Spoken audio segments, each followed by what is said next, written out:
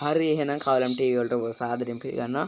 අපි බලමු ඕගොල්ලන්ට ස්ක්‍රීන් රෙකෝඩ් එකක් දාගන්නේ කොහොමද කියලා. අපි බලමු මේ ස්ක්‍රීන් රෙකෝඩ් එකක් අපි කොහොමද දාගන්නේ කියලා. නැත්තම් YouTube වීඩියෝ එක කරන්න නැත්තම් ගේම් ගහන්න කටට කොහොමද බලමු අපි ස්ක්‍රීන් එකක් කරගන්න.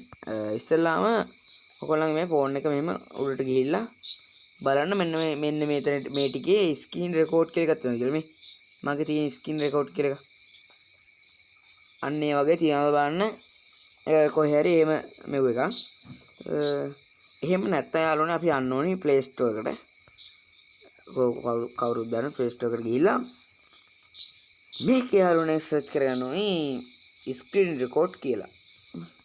ස්ක්‍රීන් රෙකෝඩ් එක යාළුවනේ මේක අපි බලමු. මේක නෙමෙයි යාළුවනේ ඔරිජිනල් එක. මේ ඔරිජිනල් එක කියන්නේ මේක තමයි සාමාන්‍යයෙන් ගොඩක් කටි පාවිච්චි කරන්නේ. මේක මිලියන 100 ඩවුන්ලෝඩ් කරලා තියෙනවා. මේක ඩවුන්ලෝඩ් කරලා තියෙන්නේ මිලියන 10යි. ඒකින්ද ස්ක්‍රීන් රෙකෝඩ් නැති අද මේක ඩවුන්ලෝඩ් කරලා මේක වල ලොගින් වෙලා ඇප් එකේ කින විදිහට වැඩික්ට් කරලා මෙතන අයිනේ මෙතන හෝම් ස්ක්‍රීන් එකට එනවා ඔයගොල්ලන්ගේ මෙව් එක. මේ ඒ කියන්නේ ඒකේ ඩිස්ප්ලේ එකට එනවා මෙව් එක.